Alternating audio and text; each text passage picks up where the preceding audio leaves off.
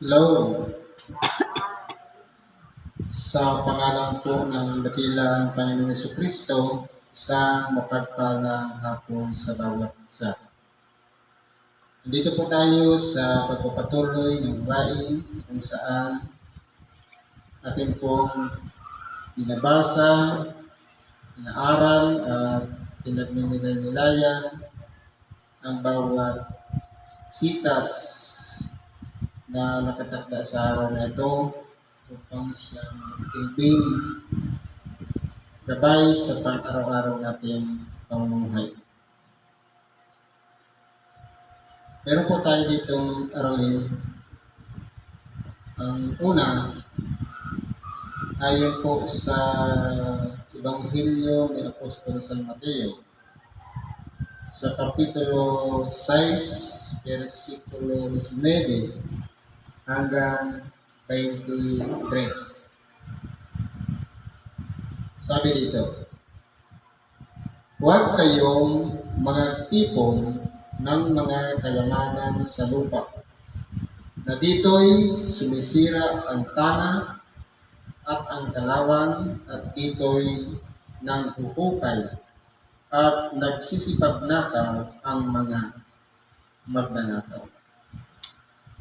Ngayon po, kung mapapansin po natin dito, ito po yung mga panahon ng ating dakilang Panginoon, nagpasimula ng kanyang ministeryo na nagtuturo sa karamihan upang sa ganon kanilang matutunan kung ano ang dapat na ginagawa o pinakatungkulin ng tao dito sa ibabaw ng sanlibutan.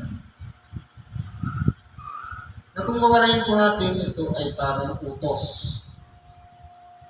Kasi pag sinasabi po kasi huwag, yan po ay isang bagay na tagubilin ng Diyos na ipinangingiling niya huwag natin gagawin. Kasi wala po siyang pinag-iba doon sa mga naunang utos. Huwag kang magnanakaw, huwag kang papatay.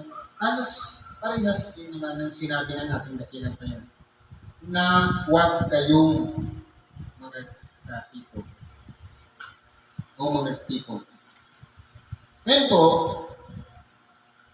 kung pag-aaralan po natin, ang pinag-uusapan dito, kayamanan sa lupa.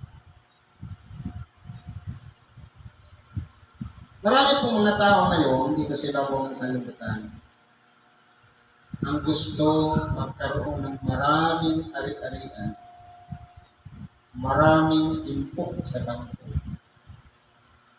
maraming kumbaga nakikita dito sa ibabaw ng sanlibutan na iniipon. Ngayon po, kung mapapansin natin, para ano at kinakailangan natin magtipon. Alala ko yung sitas kahapon, sabi, doon sa isang mayamang hangal, matapos na siya'y ang-ani ng sagana, gumawa siya ng isang malaking kamalig. Inipon niya lahat ng kanyang ari-arian at kanyang kabuhayan. Sabi niya sa kanyang kaluluwa, ayan, kaya marami ka ng pag-aari. Kumain ka, uminom ka, magsaya. Ano ang sabi ng Diyos sa kanya? Alin na mayaman sa araw na ito'y hihingin sa iyo ang iyong kaluluwa, mapapasa kanino kaya ang mga bagay na iyong pinag-ipunan. Ngayon po, kung mapapansin natin, ang pagtipon ng kayamanan dito sa ibabaw ng lupa, wala pong pakinabang. Kasi po, pwede na sanang itulong sa kapwa, pwede nang inimos, pwede i-donate, pwede ibahagi, pero Ang pagtitipon po kasi ng kayamanan, lumalabos po kasi ang ugali ng pagiging makasarili. Bakit po? Kasi inilalagat niya sa bangko, iniipon niya sa alkansya, ang lahat ng kanyang mga ari-arian, pang sarili lamang na pakinaga. Pero kung pag-aaralan po natin, dito rin sa ibabaw ng sanlibutan, nandito rin ang mga sumisira ng kayamanan niya. Nagiging prone siya sa magnanakaw.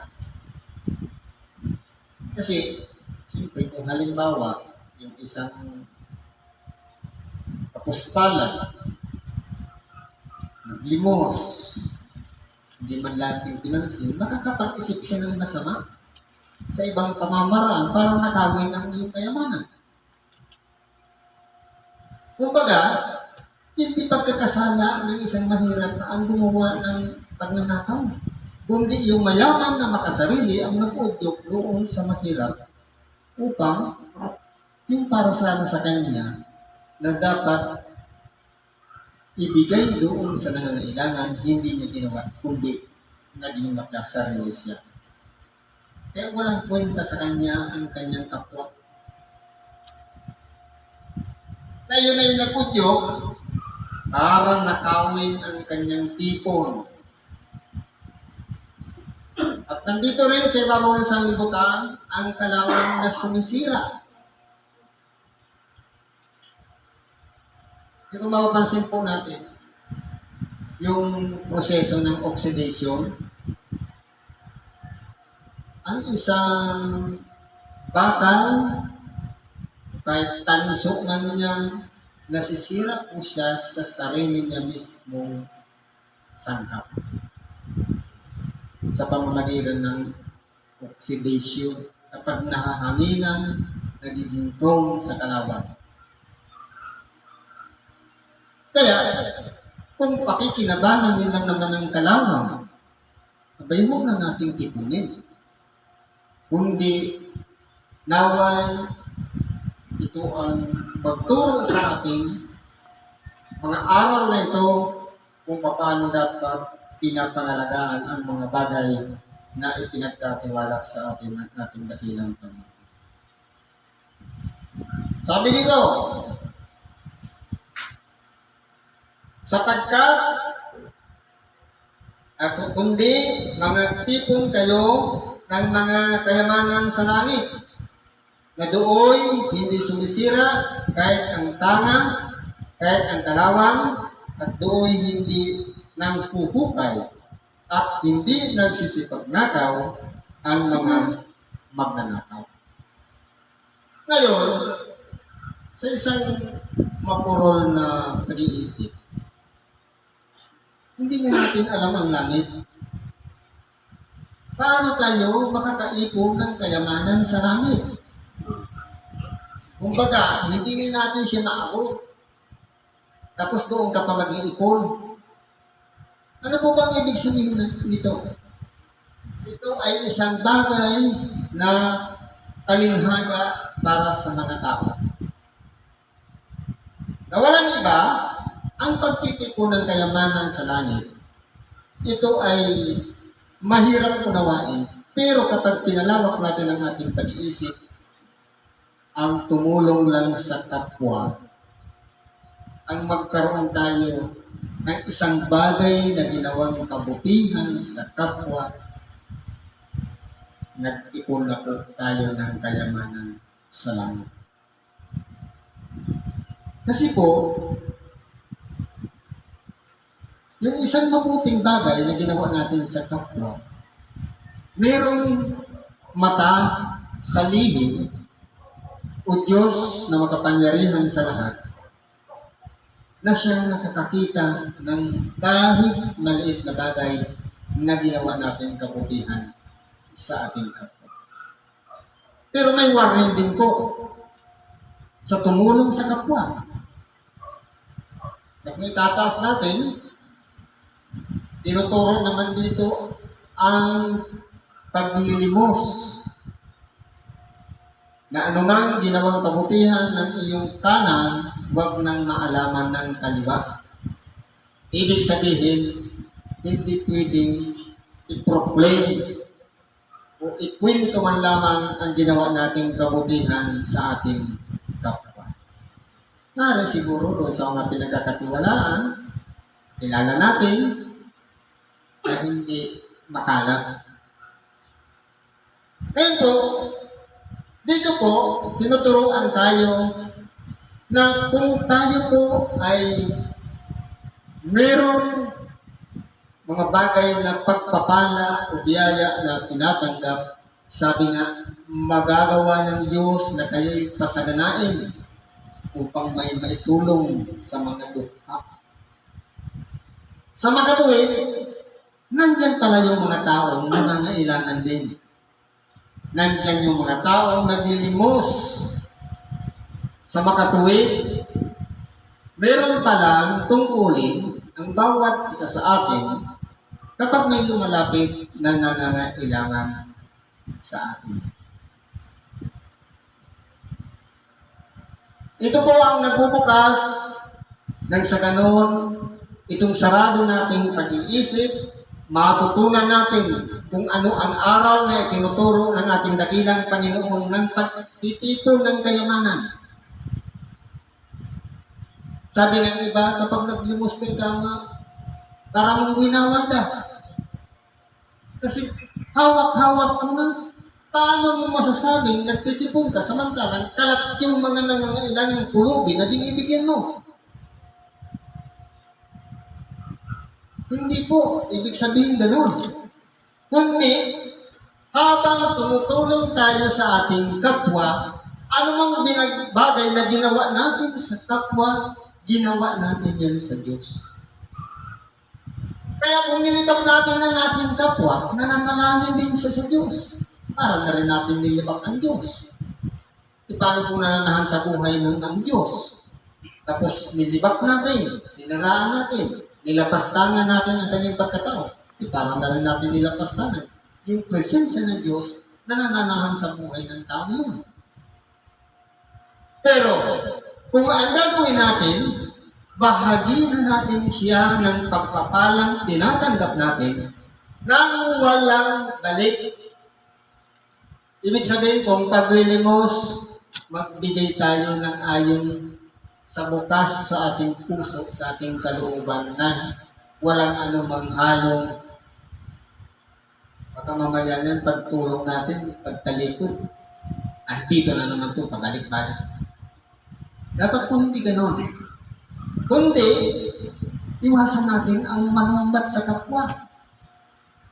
Sa pagtulong sa kapwa, huwag dapat umabot sa panumbat. Kasi po, ang mangyayari niya, parang mababaliwala rin, kung tumulong ka na nga, nanumbat ka naman, walang pagpapala sa Diyos. Hindi siya maa-account sa pagkabuhay na magulit ng mga ganap, yung mga kabutihan ginawa natin kasi may kahalong masamang asal. Panumbat sa kapwa. Ano po ang dapat nating gawin?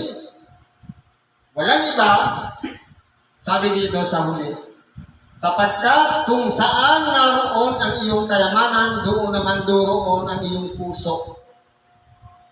Ibig sabihin, kung ang puso pala ng isang tao para sa mga mahihirap, hindi siya manghihinayang anuman ang kanyang ibigay.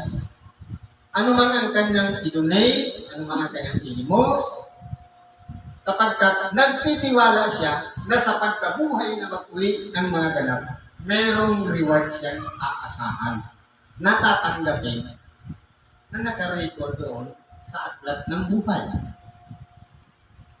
Sa makatuwid, ginagawa natin siya malaya, walang anumang sapilitan na tumutulong tayo sa kapwa, hindi para purihin. Kasi kapag tinanggap na natin ang kapuri ng tao na naglimos ka, tapos nilagay mo tayong pangalan, donated by. Ano bang reward mo doon? Wala na, tinanggap mo na ang dami. Yung pagpupuri. Pero kung naging sikreto, naging lihim, ang Diyos na nakakakita ng lihim, doon ang reward sa pagkabuhay na mag-ulit sa mga ganap. Sa mga tuwid, dito sa aral na ito, itinuturo ng ating dakilang Panginoon na ang pagtulong sa kapwa hindi masama. Pero kung ang pagtulong sa kapwa may kalakip na paghatol, may kalakip na paghuhusga, walang kwenta ang tulong. Sampol, halimbawa, merong tao na dumadayo. Yung nasa Guwa, meron yan eh. Galing ibang bayan, pupunta ng Guwa, mamamalimos. Bakit pa dumadayo sa ibang bayan? Kasi doon sa bayan nila, kilala na siya. Doon naman ngayon siya naglilimos sa isang bayan. Yung iba, nauuna agad yung paghusga. Kasi nakita niya siguro, nagsisigarilyo. Tapos naglilimos. Ang nauunang pumapasok sa isip niya, pambili lang naman niya ng music. Pero kung mapapansin natin, nagsakripisyo din siya. Nagpagod. Iniis ang gutom, ang puyat, para sa mga ayos na pamamaraan, tumanggap siya ng biyaya. Pero yung taong nagbigay, nauuna yung paghuhusga na kung napapansin natin, ang aral sa paglilimos, ang isang bagay na ibibigay sa kapwa, hanggat yan ay nasa pag-aari pa natin, tayo yung may authority doon sa isang bagay na yun. Ano ang salapit? Kapag binigay mo siya, pinitawan mo na, wala ka na sa panangalaga ng naibigay mo. Nasa panangalaga yan na yan ang binigyan. Depende na lang kung anong bibilhin niya. Bahala na siya. Pagkakasalan niya na rin yan kung paano niya ginamit. Ay, pinilimos natin. Pero kung huhusgahan natin na binigay na nga natin, hinusgahan pa natin, doon po magkakaroon ng problema. Malamang merong tinatawag na panghihinayang doon sa ibinigay na limos. Kaya po, kung ang puso natin doon sa mahihirap, kahit hindi natin kilala, ang buo niyang pagkatao, ang buo niyang ginagawa sa likod ng ating pagtulong sa kanila, kung ang puso natin talaga para sa mga mahihirap, para sa nangangailangan, hindi tayo magkukwenta ng mabuting ginawa natin sa kapwa. Kasi po, nasa puso na po natin ang pagtulong. Kumbaga, diyan nabubuo sa puso na parang pagkatao mo na yan, na ikaw yan, na hanggang tumulong sa bawat lumalapit. Lamang, napapasama lang po yan at mayroong mga tao din naman na iba na nag-uuto. Ayan, nag-lumos ka na naman dyan, di ba? Ganyan yan, ganyan. Nauudyo ka ngayon ng masama. At minsan, hindi rin maan sa isip na tinanggap niya sa patinig. Parang udyok yun para gawin masama ang isang bagay na ginawa. Dahil yung tinulungan, masama ang kanyang gawa. Pero kung aralin po natin, titingnan pa rin natin ang puso natin kung nasa pagtulong talaga, hindi po yan magagalaw. Kahit anong tukso, pagsugo, para isalaula ang ating pagkatao, mananatili po yan dahil nasa puso natin ang tumulong sa kapwa. Sabi pa po dito, ang ilawan ng katawan ay ang mata. Kung tapat nga ang iyong mata, ang buong katawan mo'y mapupuspos ng liwanag. Ngayon, ang sabi dito, ang ilawan ng katawan ay ang mata. Kung aralin po natin ang isang ilawan, pag sinabing ilawan, isang bagay na pinanggagalingan ng liwanag. Yung ilaw, yung linas. Ilawan, pinanggagalingan ng liwanag. Pero paano natin maiuugnay ang liwanag na yan sa ating mga mata? Kung pinanggagalingan siya ng liwanag. Pumasok na tayo sa silid na madilim.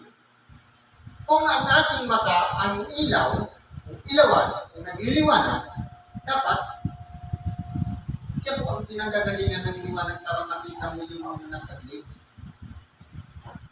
Ano pong ibig sabihin? Bakit naging ilawan yung mata?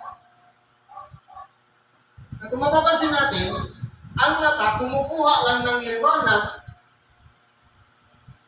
kasi hindi siya makakita kung walang liwanag. Kundi ang mata ang nagiging dahilan para makita natin ang katotohanan. Ang mata, ginagamit natin na pinakatanglaw ng ating kaluluwa. Siya ang bintana ng ating kaluluwa. Siya ang nakakasaliksik, nakakakita, nakakasaksi ng iba-ibang bagay na nakikita gamit ang ating dalawang mata. Kaya po siya tinatawag na ilawan. Dahil kung wala tayong mata, wala tayong makikita, kuskus tayo ng kadiliman. Kagaya ng ulan. Merong mga tao naman na kahit dilat ang mata, pero sarado ang unawa, ang pag-iisip, nagiging bulag din sa paningin ng Diyos.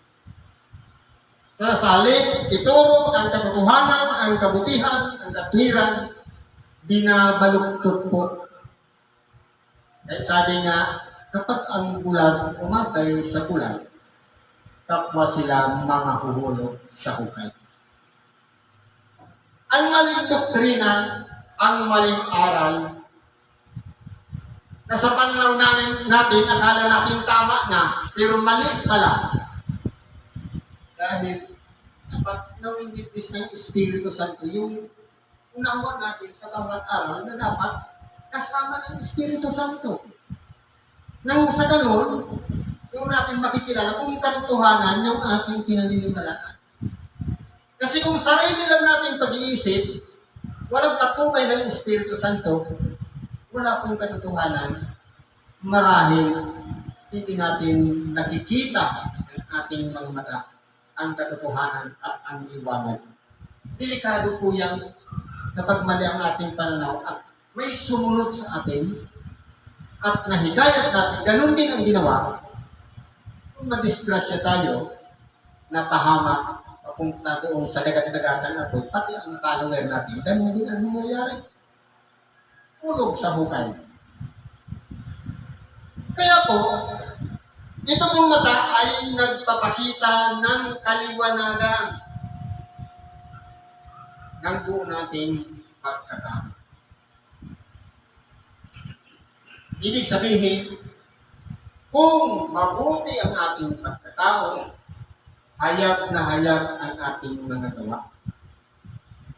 At gawin nating refleksyon ang mata ng ating kapwa sa tunay na kahalagahan ng ating sariling buhay kung tayo ba'y nasa kaliwanagan na. Kasi sila po ang nakakakita sa atin. Sila ang nakaka-witness sa atin o nagkasaksi ng ating pagkatao. Tanungin natin sila, okay ba akong kapwa? Okay ba akong kapatid? Marahil, baka sa akala natin, okay yung ginagawa natin, pero iba pala ang pagkakilala ng kapwa natin sa atin. Sabi nito, dapat kung masama ang iyong mata, ang buong katawan mo'y mapupuskus ng kadiliman. Ano po kasi ng masamang mata? Yung mga mapaghatol sa kapwa. Yung mga gumagamit ng mga term na dapat sana ganito. Dapat dito ginawa mo. Yung may gano'n, may parang may pagmamatuwid palagi. Yan po yung mga nabubuhay sa kadiliman. Palaging mayroong punto. Palaging mayroong reaksyon. Palaging mayroong paghuhusga o paghapon sa ginagawa ng kapwa. E paano kung yun talaga ang tamang proseso? Di ba ga? Kung titingnan po natin ang pamantayan ng Diyos, sa buhay na lang ng ating dakilang Panginoon. Di ba? Siya yung ipanganganak na hari. Tapos ngayon, iaalay niya ang kanyang buhay sa kamatayan. Yung sasabihin ng iba, dapat hindi siya nagpatamatay. Dapat hindi siya ang pinatulan natin, hindi yung ipinapako natin. Puro may dapat. Pero ang katotohanan ko, yan po kasi ang ibig sabihin ng magiging buhay na kalakip ng pangalan ng Diyos, bitbit ng ang pangalan ng Ama, ng Anak, para ano? Maging Mesiyas o manunubos ng mga kasalanan. Kaya yung sinasambit lagi ng pangalan ng Diyos, why it's not masdan ang pako sa ating kamay. Yan ang ganyan sa Tagalog. Tingnan ninyo ang mga pako sa ating mga kamay. Katuparan po ang ginawa ng ating dakilang Panginoon na pagpapako sa Diyos. Nangangahulugan, yan po ang katotohanan sa Diyos. Iba po kasi ang pamantayan ng tao. Kung ang tao palaging may paghuhusga, may paghahambing, sa dapat sana ganito o dapat sana ganyan, ibig sabihin yan, sila yung mga taong nasa kadiliman na walang iba nagmamatuwid sa kanilang mga sarili at hindi ayon sa katwiran ng Diyos. Sabi dito, kaya kung ang ilaw na sumasa iyo ay kadiliman, gaano kaya kalain ang kadiliman? Marahil, kung tayo po ay isa sa may atlay na mata, dalawa niya, nasa liwanag kayo ito. Kung ang lakad natin, ang ating ginagawa, ay nasa kaliwanagan, hindi po tayo maliligaw. At kung mayroong nakatakip dyan sa ating mga mata, siguro, kung iyan man ay kadiliman man, upang sa ganun mapahiwalay tayo sa Diyos, ngayon pa lang, magsisi na tayo ng ating mga kasalanan, baka sakaling tayo ikabaga ng Diyos at ipagkalong muli ang tunay na liwanag ng sa ganun. Masunod natin ang tunay na kahalagahan na binigyan tayo ng dalawang mata para hanapin ang kaliwanagan. Liwanagan sa lahat ng mga nakikita natin dito sa ibabaw ng sanlibutan. Liwanagan sa kapangyarihan ng Diyos at sa pamamagitan ng Espiritu Santong nabuo sa bawat isa sa atin upang turuan tayo papunta doon sa kaluwalhatian ng Diyos. Siguro po, hanggang dito na lang ang pakikibahagi natin sa oras na ito. Salamat sa Diyos at anuman ang ating mga kahilingan, karayaan, ipagkatiwala natin sa Diyos. Sa ngalan ni Kristo Jesus, salamat at isang mapagpalang hapon sa bawat isa.